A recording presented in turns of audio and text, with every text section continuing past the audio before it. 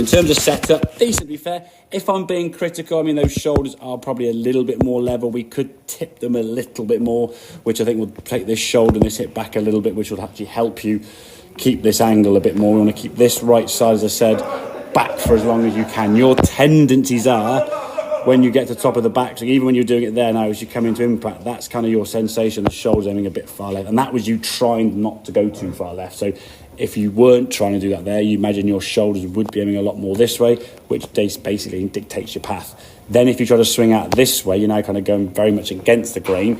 And the way you would do that is just shove your hands way forward here.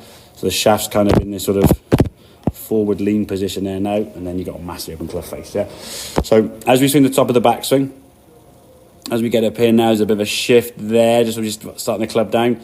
As we get here now, the sensation, again, it's something you actually can't do, just keep your back to target. Your body's just unwinding, but it's keeping that back to target for as long as you can. That's basically your impact there now.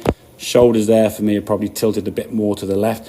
Hands are a little bit further ahead than we'd ideally want. And you can see there's a bit of a sort of a zigzag there, okay?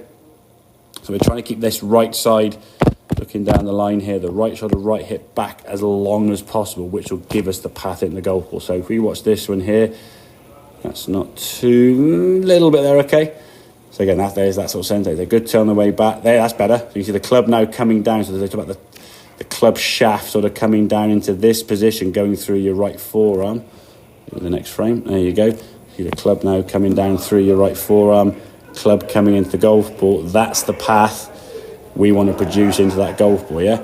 Without you trying to manipulate your hands, because you try to manipulate your hands at 105, 110 mile an hour, buddy. It's going to be a tough ask to do that, okay? So the bigger muscles can work differently, which will change the path. So the club is coming back into the golf ball from a better angle because this shoulder and these hips and knees are staying back effectively.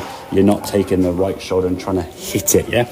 And that's going to be, I think, take a little bit of getting used to, be fair. It's not going to be something that's going to just come into your game straight away. What you've got to look for is if you get a shot that sort of starts over here and draws a little bit to the left, club face would have been a bit closed and your path would have been a little bit to the left if the spin wasn't too much. If it kind of does that, it's probably not a bad path, just a really closed club face, which could be you just rolling the hands over too much.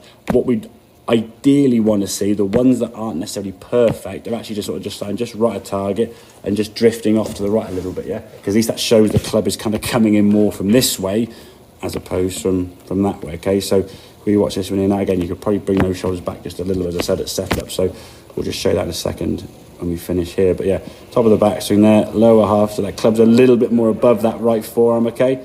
That's before impact. Next frame is probably just after impact. There you go.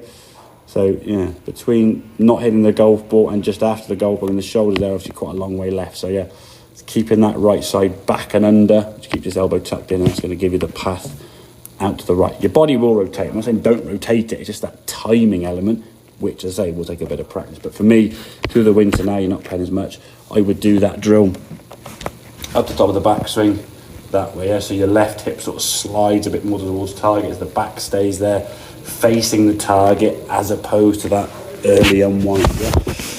Will feel a bit strange.